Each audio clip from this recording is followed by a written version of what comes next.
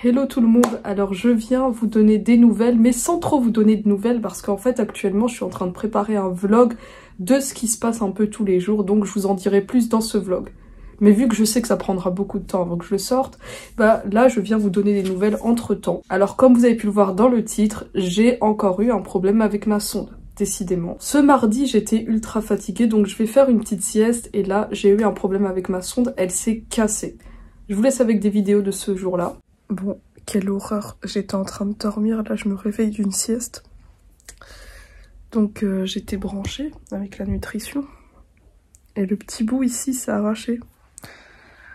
Donc ça veut dire que là, vous voyez, ça c'est le bout de ma sonde, c'était en train de couler dans le vide. Oh, regardez-moi ça, putain. Et comme je dormais comme ça, bah forcément c'était en train de couler ici. Putain, attendez, j'ouvre les rideaux. Oh là là, putain. Bon bah, rip mon pyjama. Putain, ça... c'est horrible, c'est en train de couler là. Oh là là là. Bon, ça pue, ça pue, ça pue. Mon coussin là, ça a tout dégouliné ici aussi. Et mon drap aussi est tout mouillé. En plus, je m'étais lavé ce matin. Bon, du coup, là, je peux... ça c'est rien en fait, hop, il suffit juste de réenfoncer et puis voilà.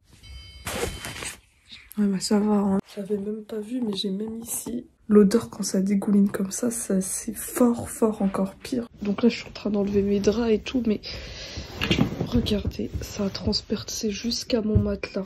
Et je vous assure que ça part pas.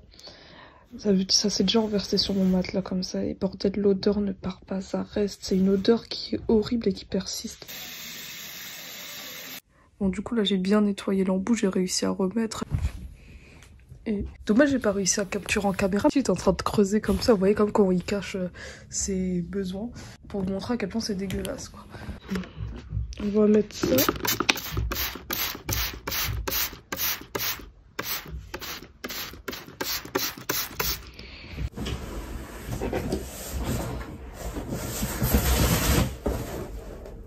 Donc ce qui fait que je décide de la réparer moi-même. Alors du coup je vais vous montrer ce que j'ai fait pour réparer ma sonde.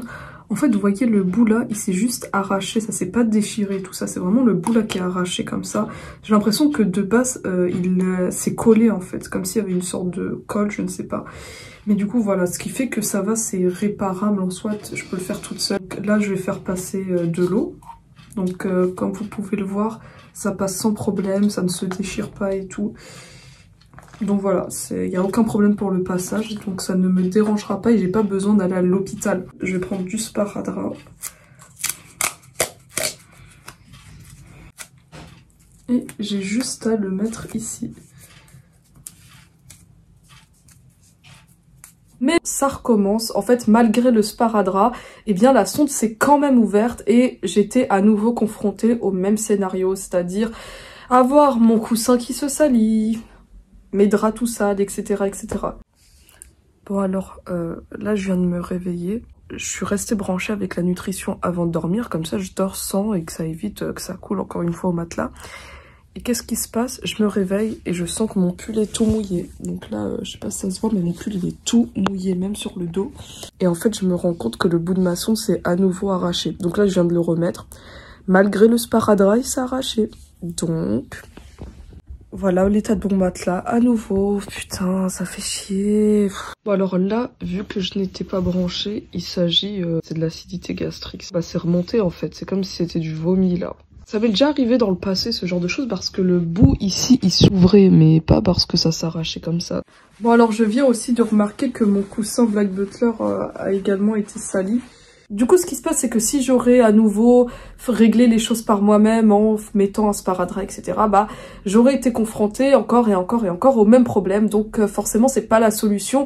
Alors oui, moi, j'aime pas trop demander de l'aide aux soignants, à mes prestataires et tout, car comme vous le savez, à chaque fois que je demandais de l'aide, on me maltraitait, on me négligeait, on me laissait de côté, on me prenait pas en charge comme il le faut.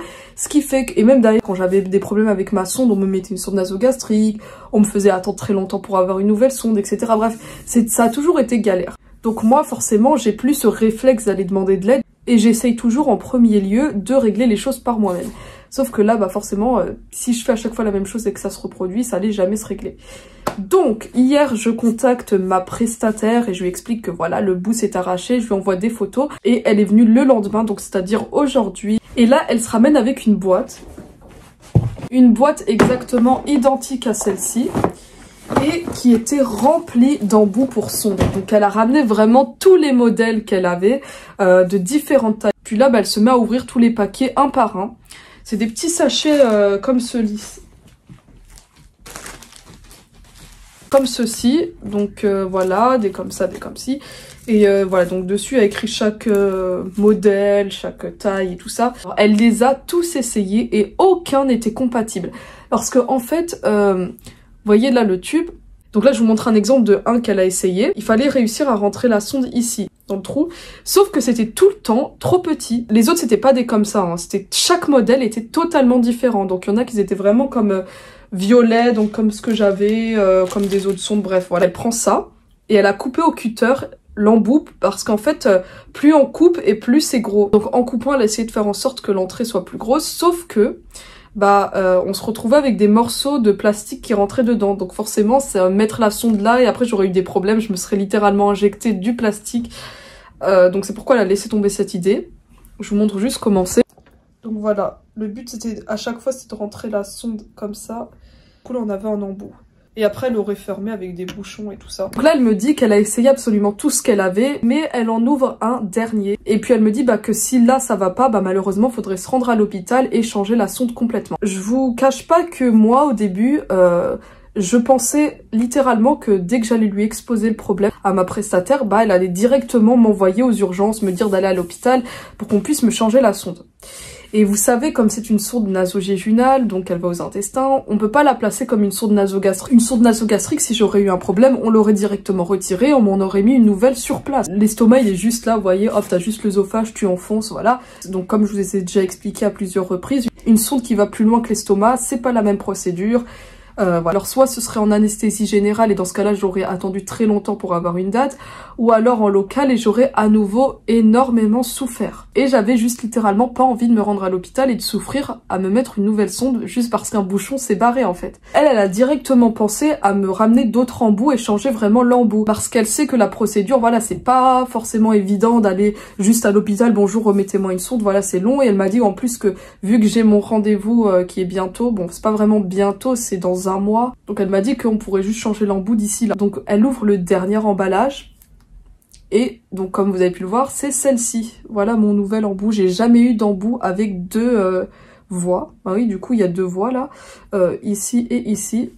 Alors je précise qu'il existe des sondes directement où on a deux voies comme ça, mais du coup elles auraient pas ça. Mais ça en fait c'est un embout qui est pas fait pour les sondes nasales. Elle m'a dit que c'est pour les sondes gastriques qui sont directement ici dans le ventre. Vous voyez les gastrojejunaux et tout ça.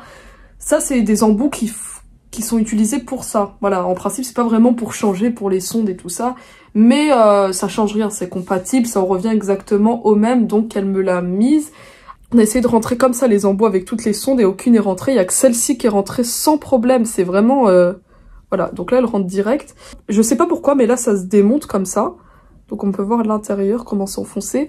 Et on a une sorte de... un truc un peu pâteux là, comme une sorte de liquide, je sais pas comment... Comme de la colle, voilà. On a une sorte de colle. Et du coup, ce qui fait que la sonde, elle reste bien en place. Donc même si je tire un peu, pas trop, voilà, ça tient. Alors que l'ancien embout, je l'ai toujours, il est là. Il suffisait juste que je tire un peu et hop, ça s'enlève. C'est pour ça que toutes les nuits, je me retrouvais avec de la nutrition qui coule de partout. Donc voilà. Cet embout, je l'ai gardé au cas où. Et elle m'a laissé la référence et tout ça de ça, car elle m'a dit qu'elle allait me procurer à chaque fois un autre embout comme ça. Si jamais j'ai un problème, et comme ça si jamais j'ai un problème on me la mettra. Donc feeding adaptateur de remplacement pour sonde. Il y a marqué que c'est un connecteur, un adaptateur pour sonde, mais un adaptateur de remplacement, donc voilà. Donc là par exemple je viens d'apprendre quelque chose de nouveau. Je ne savais pas que si on cassait l'embout de sa sonde, il existait des embouts de rechange et de plusieurs modèles. Donc vraiment, elle m'a sorti un tas de modèles qui étaient pour le changement de sonde comme ça, dans les cas où l'embout se casse. En fait, il y a déjà tout de prévu et moi, je savais pas, j'étais là dans mon coin à vouloir régler mon problème toute seule. J'ai bien fait de finalement appeler la prestataire et en fait... Bon, vous allez me dire, ouais, tu vois que le négatif, mais forcément, à chaque fois que j'avais un problème avec ma sonde et que j'appelais et tout, on m'envoyait balader. En fait, on me faisait attendre, on me faisait souffrir. Voilà, c'était jamais, t'as un problème, on va régler ça tout de suite. Tout le temps, c'était me faire attendre. Et forcément, maintenant, quand j'ai un problème, bah, je me dis non. Je préfère ne pas demander parce que je sais que ça va mal se passer. Au final, là, je viens d'apprendre que non. Heureusement, ça s'est bien passé, j'ai dit que ça allait pas, on a trouvé une solution, on a réglé mon problème, donc voilà. Je précise aussi que ma prestataire a dit qu'elle n'avait jamais eu de patient qui avait le bout de sa sonde qui s'était arraché. Donc pour elle, c'est sûrement un défaut de fabrication de la sonde. Et moi, je lui avais fait part en fait que ce genre de sonde qu'on me met à chaque fois à l'hôpital, bah, j'ai l'impression que ça s'use beaucoup trop vite, que c'est pas vraiment fait pour être une sonde à long terme. Parce que là, je sais pas si vous voyez, mais la sonde, elle est déjà grise. En fait, elle a, je sais pas, elle n'est plus blanche. Elle a déjà moisi, on va dire. Et en plus, apparemment, la matière de la sonde, je sais pas pourquoi, mais elle est plus aussi rigide qu'elle l'était au début. Donc voilà. Donc c'est pourquoi elle m'a dit que en fait elle allait essayer de me fournir des sondes qui seraient beaucoup plus résistantes, qui seraient vraiment adaptées en sonde nasogéginale. À l'hôpital, ils doivent toujours avoir le même modèle, donc que ce soit sonde nasogastrique, nasogéginale, qu'importe, une sonde nasale, ils ont toujours le même modèle. Donc si tu te rends à l'hôpital et que tu as besoin d'une sonde nasogastrique, ils te mettront aussi une comme ça, alors pourtant elle sera à court terme. Donc c'est pourquoi, voilà, on s'est dit c'est pas vraiment compatible celle-ci. Et du coup la prestataire m'a dit que je pouvais mettre du sparadrap ici. Vous voyez là, comme ça au moins je suis sûre que ça ne s'ouvrira pas. Alors que l'autre, vous voyez, si je mettais du sparadrap, il fallait vraiment que je recouvre tout et c'était pas pratique. Et pour finir, en fait, je voulais voir si on pouvait passer deux choses avec les embouts. C'est-à-dire, est-ce que je peux brancher la nutrition, l'hydratation en même temps, donc mettre chaque câble de chaque côté. Alors ça, elle m'en a pas parlé et j'aurais dû poser la question, c'est vrai que j'y ai pas pensé sur le coup. Elle m'a juste dit en fait qu'il fallait que je favorise cet embout-ci et pas celui-là. Donc si je me rince, c'est que je me branche, faut toujours que je branche avec celui-ci. Mais du coup, je vous propose en fait qu'on essaie de brancher deux choses en même temps et voir ce que ça donne. Let's go. Ah oui, et j'ai oublié de préciser aussi parce qu'il y en avait beaucoup qui me disaient « Ouais, c'est sale de remettre le bout de la sonde, ça risque de rentrer des bactéries, blablabla. » Bah non, parce qu'une sonde, ce n'est pas stérile. Donc, qu'il n'y ait pas d'embout, qu'il y en ait, que je le remette, en fait, ça change rien parce que dans tous les cas, je fais rentrer des choses avec la seringue au même endroit à peu près. Donc, dans tous les cas, c'est quelque chose, vous voyez que même si je l'ouvre, je le referme, ça revient au même qu'elles soient enlevées et remises. Je sais pas si vous avez compris, mais ça ne fera pas plus rentrer de microbes si l'embout est enlevé. C'est pas comme si c'était quelque chose dans les veines et tout ça. Là, oui, il faut faire attention au matériel, il faut que ce soit stérile. On risque de faire entrer des microbes, mais pas dans le cas là, voilà. Dans ce cas-là, ça voudrait dire que tout ce qu'on mange, tout ce qu'on boit, il faudrait faire ultra attention que ce soit stérile. Bref, vous m'avez compris. Ce que je vais faire, je vais pas faire passer deux trucs en même temps parce qu'on sait jamais, hein. Je vais ouvrir une nouvelle seringue. Je vais prendre de l'eau. Hop. Ouais. Et je vais prendre mon ancienne seringue qui est là. Je vais également mettre de l'eau.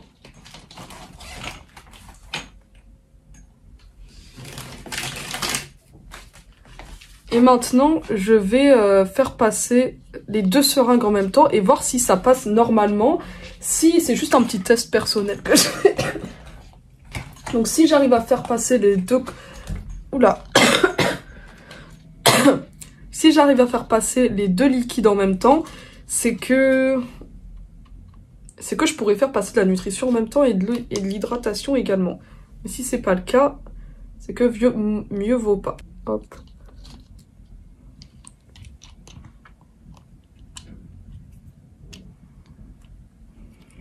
Voilà. Et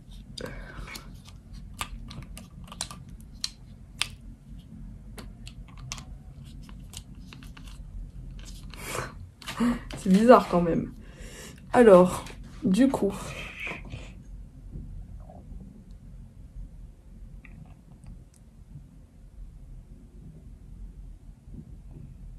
ça passe sans problème. Ouais, voilà.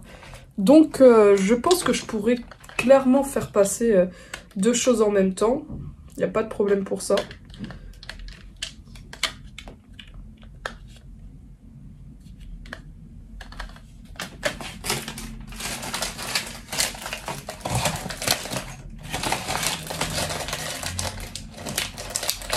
Par contre, de base, je sais pas si c'est fait pour que si jamais il y a un embout qui se casse, il y en a un deuxième, ou si c'est vraiment fait pour faire passer des choses en même temps.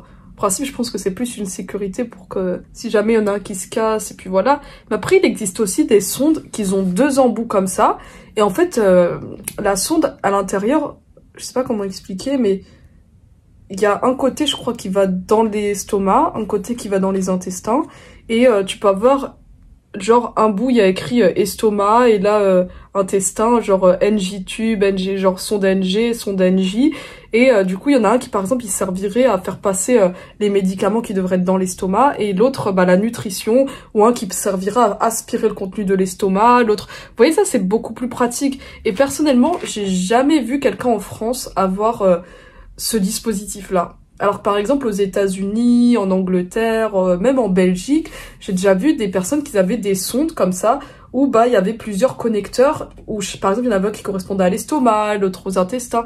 Et je pense que ça c'est un dispositif qui serait ultra efficace. Par exemple, je sais pas si je bois de l'eau et que ça me ballonne trop, il suffirait juste que j'aspire et puis voilà, j'aurais pas à souffrir.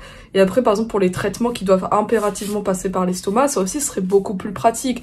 Bref, quoi qu'il en soit, ce petit problème est résolu. Je suis contente que, au final, ça se soit bien passé. Bon, du coup, eh bien voilà, c'est tout pour cette vidéo. Et je vous dis à la prochaine.